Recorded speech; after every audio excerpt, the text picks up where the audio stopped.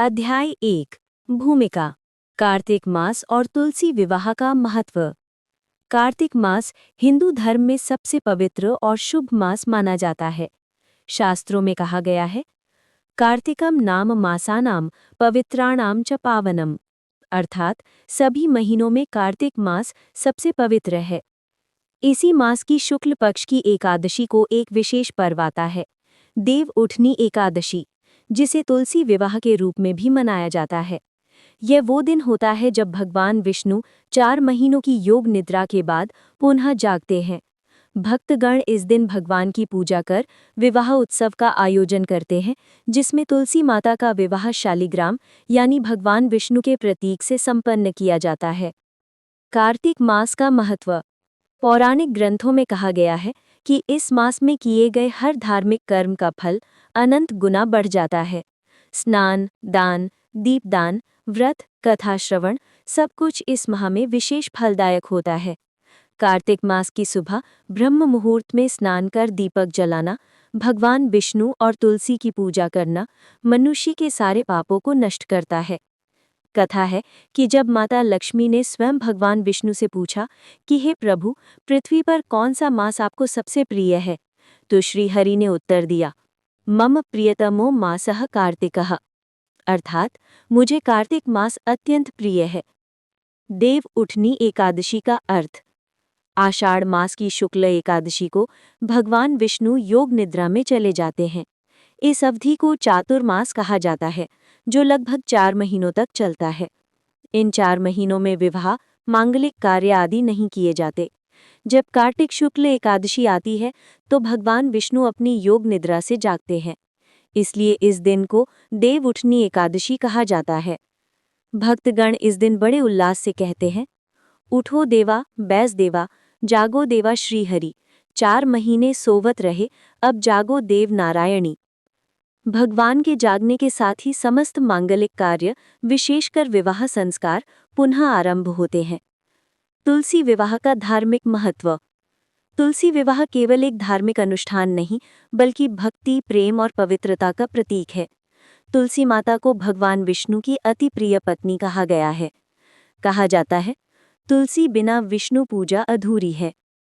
इस दिन जब तुलसी विवाह होता है तो वो केवल एक पौधे और पत्थर का विवाह नहीं होता, बल्कि ये आत्मा और परमात्मा के मिलन का उत्सव होता है। तुलसी का प्रतीकात्मक अर्थ। तुलसी केवल एक पौधा नहीं है, वो जीवन की शुद्धता, भक्ति और निष्ठा का प्रतीक है। जिस घर में तुलसी का पौधा होता है, वहाँ देवी लक्ष्मी का वास माना जाता है। संध्या के समय तुलसी के पास दीपक जलाना नकारात्मक ऊर्जा को दूर करता है और वातावरण में दिव्यता भर देता है। शास्त्रों में कहा गया है, यत्र तुलसी दलम तत्र सर्वम मंगलम भवेत्, अर्थात जहाँ तुलसी होती है वहाँ हर कार्य मंगलमय हो जाता है। विवाह का प्रतीक रूप। तुलसी विवाह भगवान विष्णु और वृंदा यानी तुलसी के दिव्य प्रेम की कहानी से जुड़ा हुआ है। ये कथा हमें सिखाती है कि सच्चा प्रेम केवल शरीर का नहीं, बल्कि आत्मा का होता है। भगवान विष्णु ने वृंदा को अमरता का वरदान देकर ये संदेश दिया कि भक्ति कभी व्यर्थ नहीं जाती। सामाजिक और सांस्कृतिक महत्व। गांव-गांव में तुलसी विवाह का आयोजन होता है। घरों में मंडप सजाए जाते हैं, मंगल गीत गाए जाते हैं। तुलसी विवाह रचाए रे, विष्णु जी घर आए रे। स्त्रियां तुलसी के पौधे को दुल्हन की तरह सजाती हैं। लाल साड़ी, चुनरी, गहने और मेहंदी से सुसज्जित करती हैं।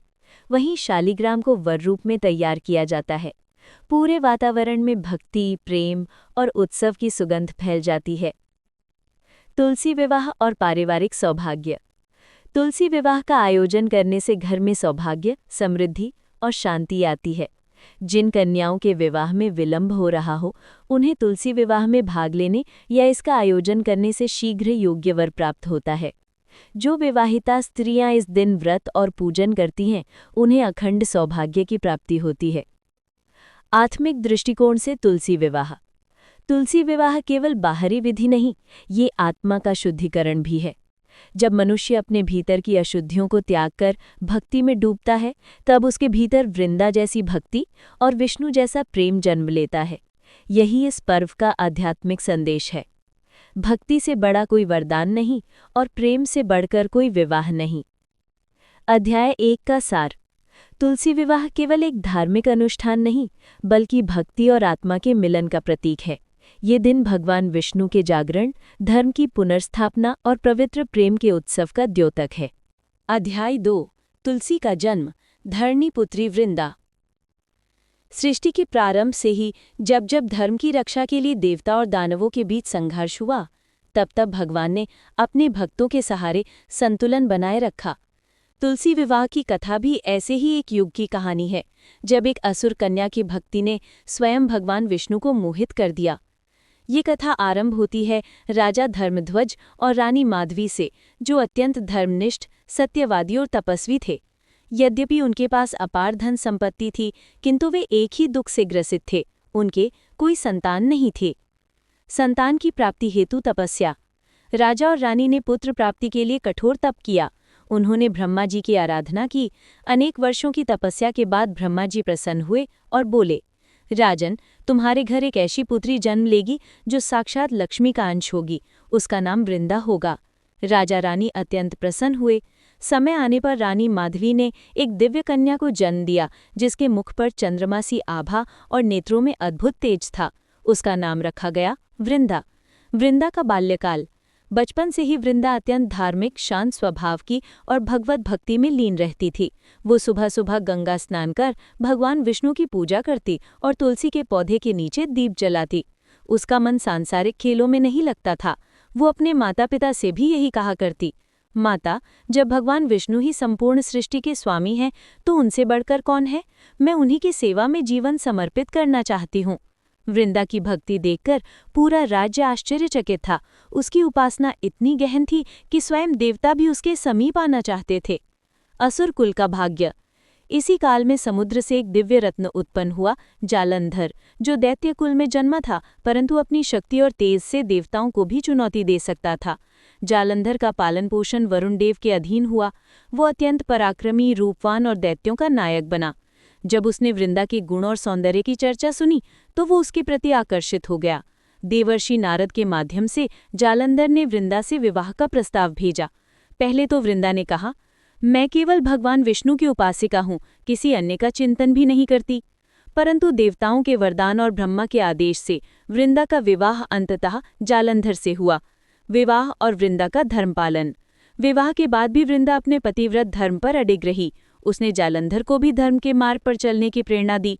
उसके प्रभाव से जालंधर अत्यंत शक्तिशाली बन गया। वृंदा के पातिव्रत्य बल से जालंधर को अपराजयता प्राप्त हुई। कोई भी देवता उसे युद्ध में हरा नहीं पाता था।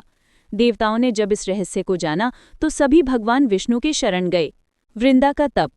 वृंदा प्रतिदिन स्नान कर तुलसी के पौधे के समक्ष बैठती और भगवान विष्णु का ध्यान करती। उसकी आंखों से भक्ति के आंसू बहते हुए मिट्टी को भी पवित्र बना देते थे। वो कहा करती, यदि मेरे पतिव्रत की शक्ति सत्य है, तो मेरे पति सदैव अजय रहें। वृंदा की ये निष्ठा देखकर स्वयं लक्ष्मी जी ने कहा, हे विष्णु, देखो ये स्त्री कितनी अद्भुत है। इसकी भक्ति में मुझे भी मात दे सकती है। देवताओं की चिंता। जालंधर की अपराजयता ने देवताओं को भयभीत कर दिया। इंद्र, वरुण, अग्नि, यम सब उसके सामने परास्त हो गए। अंततः वे सभी भगवान विष्णु के पास गए और बोले, प्रभु, वृंदा के पतिव्रत बल से ये असुर अजेय हो गया है। जब तक उसका पतिव्रत भंग नहीं होता, तब तक ये संसार असंतुलित रहेगा। भगवान विष्णु ने ये सुनकर मौन धारण किया। उनके हृदय में एक द्वंद्व उत्पन्न हुआ। एक ओर थी भक्ति और सत्य की प्रतीक वृंदा, दूसरी ओर था धर्म की रक्षा का कर्तव्य। वृंदा का नाम तुलसी क्यों पड़ा? वृंदा का अर्थ होता है पवित्र समूह या भक्ति का समूह। कहा जाता है कि वो जन्म से ही तुलसी वन में रही थी, इसलिए लोग उसे प्रेम से तुलसी कहकर पुकारते थे। वो इस संसार की एकमात्र ऐसी स्त्री थी जिसकी आत्मा इतनी पवित्र थी कि उसके सानिध्य में सभी के मन में भक्ति जाग उठती थी। एक अलौकिक घटना। एक दिन जब वृंदा ध्यान में लीन थी, तब उसके चारों ओर दिव्य प्रकाश फैल गया। वो अनुभव कर रही थी कि भगवान विष्णु उसके सम्मुख प्रकट होने वाले हैं। वो बोली, हे प्रभु, आप जहाँ भी हों, मैं आपके चरणों में अपना जीवन अर्पित करती हूँ। चाहे मेरी देह मिट जाए, किंतु मेरी भक्ति कभी न मरे। ये वचन आने वाले समय में उसकी नियति का संकेत था। जहाँ उसका शरीर समाप्त होगा, वहीं से उसकी भक्ति अमर होगी और वही तुलसी बन जाएगी जिसे आज हर घर में पूजा जाता है। का सार: वृंदा यानी तुलसी का जन्म एक पवित्र आत्मा के रूप में हुआ जो भगवान विष्णु की अनन्य भक्त थी।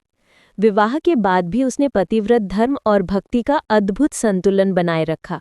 उसकी निष्ठा ने उसे अमर बना दिया और वही आगे चलकर तुलसी नाम से पूजित हुई। अध्याय 3: असुर राजा जालंधर का उदय। वृंदा के जीवन का ये वो अध्याय था जहाँ धर्म और अधर्म दोनों एक ही घर में बसते थे। वो स्वयं भक्ति और पवित्रता की मूर्ति थी, जबकि उसका पति जालंधर शक्ति और अभिमान का प्रतीक बन चुका था। परंतु यही विरोधाभास आगे चलकर संसार के लिए एक बड़ा सबक बन गया। जालंधर का जन्म और शक्ति। कहा जाता है कि जब भगवान शिव ने समुद्र मंथन के समय विष पिया था, तब समुद्र के गर्भ में एक अग्नि ज्योति उत्पन्न हुई। उसी ज्योति से जालंधर नामक बालक प्रकट हुआ। समुद्र ने उसे पुत्रवत अपनाया और इसलिए उसका नाम पड़ा जालंधर, अर्थात जल में उत्पन्न होने वाला। बालक जालंधर असाधारण तेज और बल से युक्त था। जन्म से ही उसके शरीर में अद्भुत आभा थी। वो देवताओं के समान सुंदर और दैत्यों के समान पराक्रमी था। समुद्र ने उसे वरुण देव के पास शिक्षा के लिए भेजा, जहां उसने शस्त्र, नीति और युद्धकला का गहन ज्ञान प्राप्त किया। युवा होने पर जालंधर ने देखा कि देवता सदा असुरों को दबाते रहते हैं। वो बोला, यदि देवता स्वयं को श्रेष्ठ मानते हैं तो मैं उन्हें दिखाऊंगा कि असुर भी धर्मपालक हो सकते हैं। शुरुआत में उसके विचार सत्यमार्गी थे, किंतु धीरे धीरे उसमें अहंकार का बीज अंकुरित होने लगा। अपनी शक्ति का घमंड उसे देवताओं से टकराने के लिए प्रेरित करने लगा। उसने इंद्रलोक पर चढ़ाई की और इंद्रदेव को युद्ध में परास्त कर दिया। देवता भयभीत होकर भगवान विष्णु के पास पहुंचे, परंतु भगवान ने कहा, जब तक जालंधर की पत्नी वृंदा का पतिव्रत बल अटूट है, तब तक उसे कोई पराजित नहीं कर सकता। वृंदा की भक्ति का प्रभाव। वृंदा अपने पति के लिए प्रतिदिन भगवान विष्णु का स्मरण करती थी। वो व्रत रखती, पूजा करती और अपने पति की लंबी आयु के लिए प्रार्थना करती। उसकी निष्ठा इतनी गहन थी कि जब वो ध्यान में बैठती तो उसके शरीर से दिव्य तेज निकलता और दूर कहीं युद्ध में जालंधर के चारों ओर एक अदृश्य कवच बन जाता। वृंदा का ये पतिव्रत कवच जालंधर को अजेय बनाता था। देवता कितनी भी शक्ति लगा लें, वो हर बार विजयी होता। जालंधर का बढ़ता अहंकार। हर जीत के साथ जालंधर का अभिमान बढ़ता गया। उसने कहा, मैं ही सृष्टि का स्वामी हूँ। शिव, विष्णु, ब्रह्मा ये सब मेरे आगे कुछ नहीं। ये सुनकर देवताओं ने भयभीत होकर भगवान शंकर से निवेदन किया, प्रभु, ये असुर ब्रह्मांड का संतुलन बिगाड़ रहा है, कृपया इसका नाश कीजिए। भगवान शंकर ने कहा, वो वृंदा के पति व्रत के कारण अजेय है। जब तक वो धर्म में स्थित है, तब तक उसका नाश असंभव है। वृंदा और जालंधर का प्रेम। यद्यपि जालंधर अत्यंत शक्तिशाली और कभी-कभी अहंकारी था, फिर भी वो वृंदा का गहरा सम्मान करता था। वो कहता, वृंदे, तेरी भक्ति ही मेरी ढाल है। जब तक तू मेरे साथ है, कोई मुझे हरा नहीं सकता। वृंदा अपने पति को सदैव धर्म का उपदेश देती थी। प्राणनाथ, शक्ति का उपयोग सृष्टि की रक्षा के लिए होता है, न कि विनाश के लिए। देवता भी ईश्वर के अंश हैं, उनसे वैर मत करो। जालंधर मुस्कुराकर कहता, प्रिय, मैं केवल न्याय चाहता हूँ। जब देवता असुरों को नीचा दिखाते हैं तो क्या मुझे चुप रहना चाहिए? वृंदा मौन हो जाती, क्योंकि वो जानती थी कि जब अहंकार बुद्धि पर पर्दा डाल देता है, तब तर्क व्यर्थ हो जाता है। देवताओं की हार और विष्णु से प्रार्थना। जालंधर ने इंद्रलोक, यमलोक और वरुण लोक तक जीत लिया था। देवता चारों ओर से हार चुके थे। वो सब मिलकर भगवान विष्णु के पास पहुंचे और बोले, प्रभु, अब केवल आप ही हमारी रक्षा कर सकते हैं। जालंधर की शक्ति उसकी धर्मपत्नी वृंदा के पतिव्रत से उत्पन्न हुई है। जब तक वो भक्ति नहीं टूटती, संसार संकट में रहेगा। भगवान विष्णु गंभीर हो गए। उन्होंने ध्यान में वृंदा का रूप देखा, एक ऐसी स्त्री जो पूर्ण भक्ति में लीन है। वो बोले, ये संसार अद्भुत है। एक भक्त की निष्ठा से असुर भी देवता को हरा सकता है। वृंदा का तप और भविष्य की भूमिका। वृंदा को सांसारिक बातों से कोई लेना देना नहीं था। वो हर सुबह भगवान विष्णु की पूजा करती, तब अपने पति को आशीर्वाद देती थी, आप धर्म के मार्ग पर रहें, यही मेरी प्रार्थना है। परंतु उसके पति के हृदय में धीरे धीरे अहंकार का अंधकार फैल रहा था। ये वही अंधकार था जो आगे चलकर वृंदा के जीवन को बदल देगा और तुलसी विवाह की कथा का मूल कारण बनेगा। वृंदा ने कई बार भगवान विष्णु से प्रार्थना की, हे प्रभु, यदि मेरा पतिव्रत सच्चा है तो मेरे पति कभी धर्म से विचलित न हों। भगवान विष्णु मुस्कुराए, परंतु उन्हें ज्ञात था कि धर्म के संतुलन के लिए अब एक परीक्षा आवश्यक है, वृंदा की परीक्षा। अंतर मन का संकेत। एक रात्रि को जब वृंदा ध्यान में बैठी थी तो उसे एक दिव्य संकेत मिला। वृंदे, तेरी भक्ति अमर होगी, परंतु इस संसार में धर्म के लिए तुझे एक परीक्षा देनी होगी। वो समझ नहीं पाई कि इसका अर्थ क्या है, पर उसके मन में एक हलचल उठी। उसे लगा मानो कुछ बड़ा होने वाला है। वो बोली, हे प्रभु, जो भी आपकी इच्छा हो मैं स्वीकार करती हूँ, पर मेरी भक्ति अटूट रहे, यही मेरी प्रार्थना है। अध्याय 3 का सार। असुर राजा जलंधर का जन्म दिव्य शक्ति से हुआ और वृंदा के पतिव्रत बल के कारण वो अजेय बन गया। परंतु शक्ति का साथ जब अहंकार से होता है तो विनाश निश्चित है। अब आगे कथा मोड़ लेगी जब भगवान विष्णु स्वयं धर्म की रक्षा के लिए एक कठिन निर्णय लेंगे। अध्याय 4। देवताओं की व्यथा और भगवान विष्णु की योजना। असुर राजा जालंधर के अहंकार ने तीनों लोकों में आतंक मचा दिया था। स्वर्गलोक के द्वार बंद हो चुके थे। इंद्र, वरुण, यम, अग्नि सभी देवता भय से थरथरा उठे थे। जालंधर न केवल अजेय था, बल्कि अब वो स्वयं को ईश्वर से भी श्रेष्ठ समझने लगा था। और उसकी इस शक्ति का रहस्य था वृंदा का पतिव्रत। देवताओं की सभा। एक दिन समस्त देवता एकत्र हुए। इंद्रदेव बोले, हम सब युद्ध में परास्त हो चुके हैं, अब हमारी रक्षा केवल श्री हरि ही कर सकते हैं। अग्निदेव ने कहा, वृंदा का पतिव्रत बल ही जालंधर की ढाल है, जब तक वो नष्ट नहीं होता तब तक हमें विजय नहीं मिल सकती। वरुण देव बोले, परंतु वृंदा कोई साधारण स्त्री नहीं, वह साक्षात भक्ति की मूर्ति है, उसके साथ छल कैसे किया जा सकता है। देवता दुविधा में थे। धर्म की रक्षा के लिए उन्हें अधर्म जैसा कदम उठाना पड़ सकता था। अंततः वे सभी वैष्णव लोक पहुंचे, जहां भगवान विष्णु योग निद्रा में नहीं बल्कि ध्यान में लीन थे। भैरना 35। देवताओं की प्रार्थना। देवताओं ने भूमि पर सिर झुकाया और कहा, हे श्रीहरि, आप ही त्रिलोक के पालक हैं। जालंधर ने स्वर्गलोक छीन लिया है, यज्ञवेद सब रुक गए हैं, धर्म संकट में है, कृपा कर हमें उद्धार दीजिए। भगवान विष्णु ने नेत्र खोले, मंद मुस्कान के साथ बोले, मुझे ज्ञात है कि ये सब वृंदा के पतिव्रत बल से हो रहा है। उसकी भक्ति सच्ची है, वो मेरा अंश है, मैं उसका अपमान नहीं करना चाहता।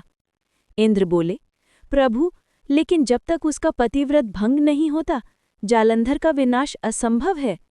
विष्णु बोले, तब धर्म और भक्ति दोनों की परीक्षा होगी। विष्णु का द्वंद्व। भगवान विष्णु का हृदय दुविधा में था। एक ओर थी वृंदा, उनकी परम भक्त, जिसने बचपन से ही उन्हें आराध्य माना था, और दूसरी ओर था धर्म, जिसकी रक्षा का भार उन्हीं पर था। वे स्वयं से बोले, यदि मैं वृंदा की भक्ति को तोड़ दूं तो यह अधर्म होगा, पर यदि मैं चुप रहूं तो अधर्म संसार को निगल लेगा। तो क्या धर्म की रक्षा के लिए मुझे स्वयं को कठोर बनाना होगा? ये सोचकर उन्होंने निर्णय लिया, मैं उसे अपमानित नहीं करूंगा, बल्कि उसे मोक्ष की मार्ग दूंगा। योजना का निर्माण। भगवान विष्णु ने देवताओं से कहा, जलंधर का अंत तभी होगा जब वृंदा अपने पति को मृत समझे और उसका पतिव्रत विचलित हो जाए। देवता बोले, परंतु ये कैसे संभव होगा प्रभु? विष्णु ने कहा, मैं स्वयं जलंधर का रूप धारण करूंगा और वृंदा के समक्ष उपस्थित होऊंगा। जब वह मुझे अपने पति के रूप में देखेगी तब उसका पतिव्रत भंग होगा और धर्म की स्थापना होगी। देवता चकित रह गए। ये योजना सुनकर ब्रह्मा ने कहा, प्रभु, ये कठिन है, परंतु आपका हर कर्म धर्म के लिए होता है, हम आपके निर्णय के साथ हैं। वृंदा के मन की स्थिति। उधर वृंदा अपने पति के युद्ध पर जाने से चिंतित थी। वो मंदिर में बैठी भगवान विष्णु का ध्यान कर रही थी। उसकी आंखों से आंसू बहते हुए मिट्टी में गिर रहे थे और जहां जहां वे गिरे वहां तुलसी के पौधे अंकुरित होने लगे। उसने कहा, हे प्रभु, मेरे पति युद्ध में सुरक्षित लौट आएं, यही मेरी प्रार्थना है। यदि वो भी नहीं सकेगा। उसकी भक्ति से सारा वातावरण कांप उठा। देवता भी ये देखकर आश्चर्यचकित हो गए कि एक स्त्री की निष्ठा में कितनी पुष्पावती युद्ध का आरंभ। इस बीच देवता और जालंधर का भीषण युद्ध छिड़ गया। इंद्र ने वज्र चलाया, वरुण ने जल का प्रहार किया, परंतु जालंधर पर कोई असर नहीं हुआ। उसके शरीर से अग्नि के समान तेज निकल रहा था। भगवान शिव ने स्वयं उसके विरुद्ध त्रिशूल उठाया, परंतु जालंधर के पतिव्रत कवच ने उस वार को भी निष्फल कर दिया। जालंधर गर्जना करता हुआ बोला, शिव, अब तेरा अंत निकट है। देवता भय से कांप उठे। तभी भगवान विष्णु ने अपनी योजना को साकार करने का निश्चय किया।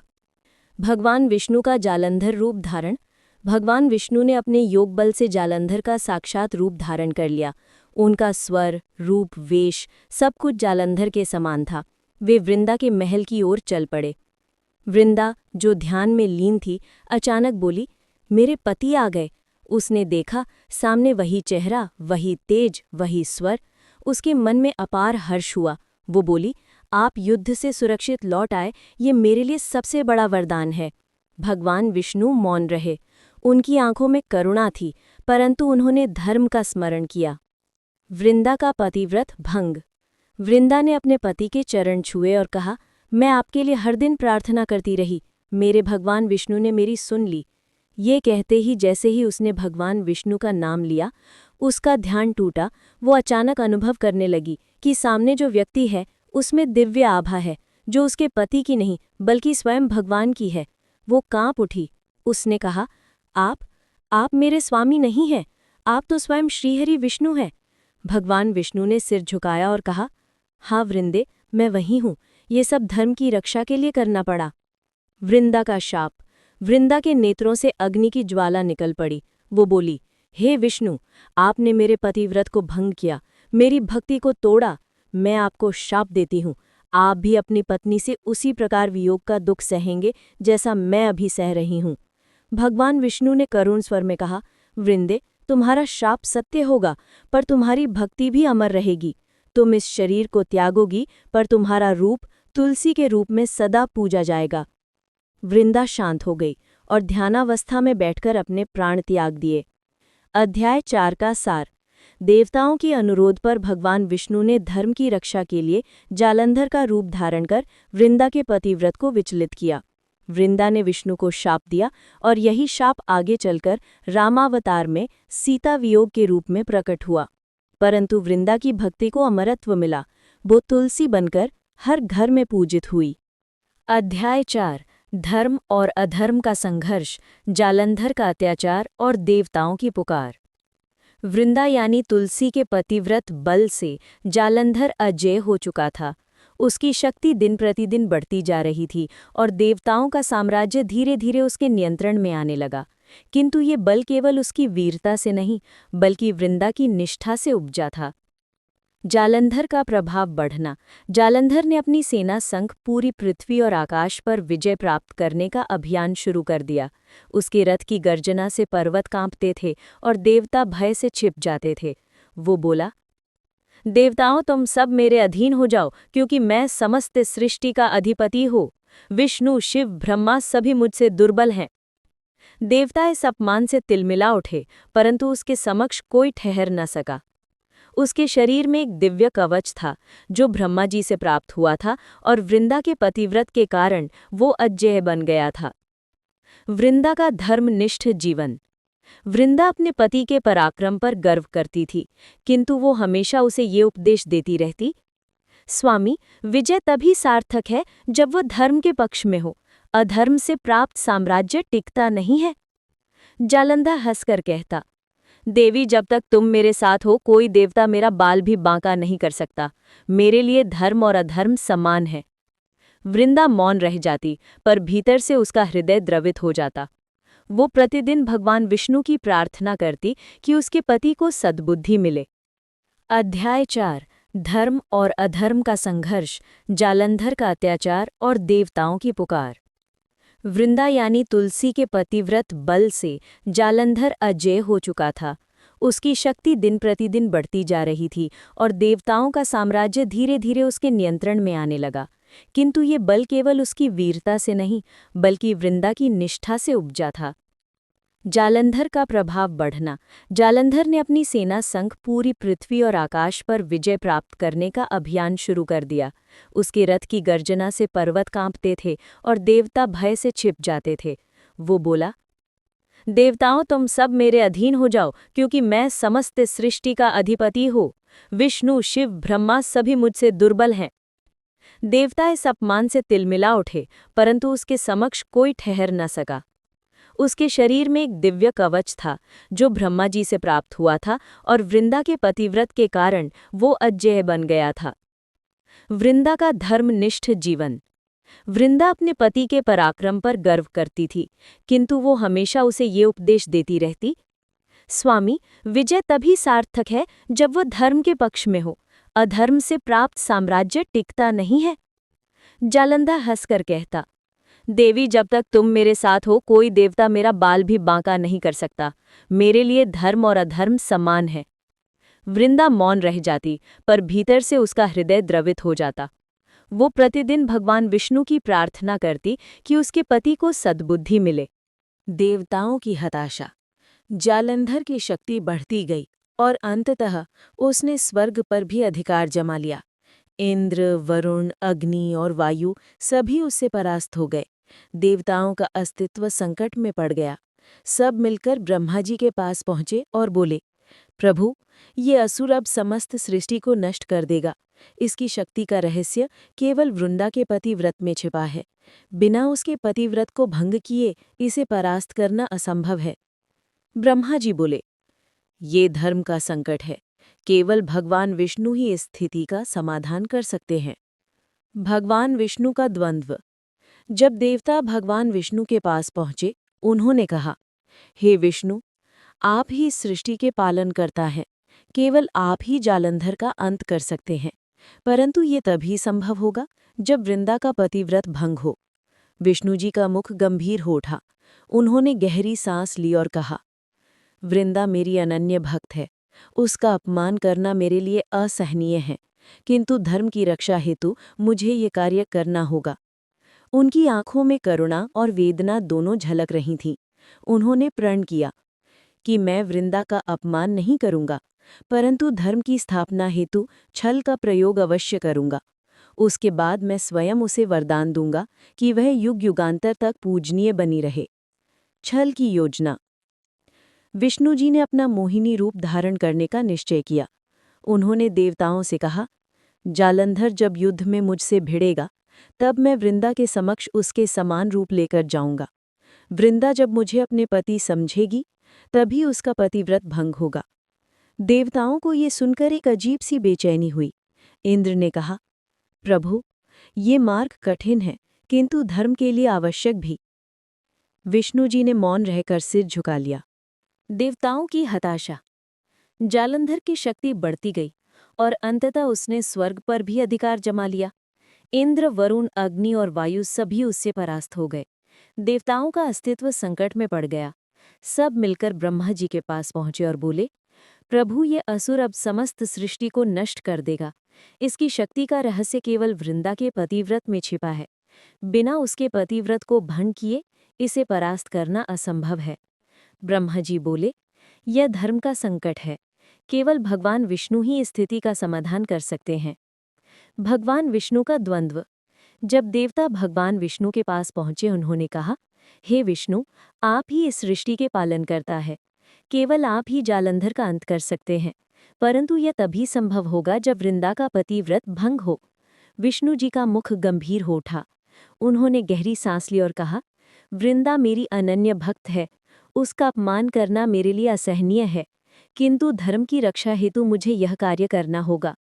उनकी आंखों में करुणा और वेदना दोनों झलक रही थी। उन्होंने प्रण किया कि मैं वृंदा का अपमान नहीं करूंगा, परंतु धर्म की स्थापना हेतु छल का प्रयोग अवश्य करूंगा।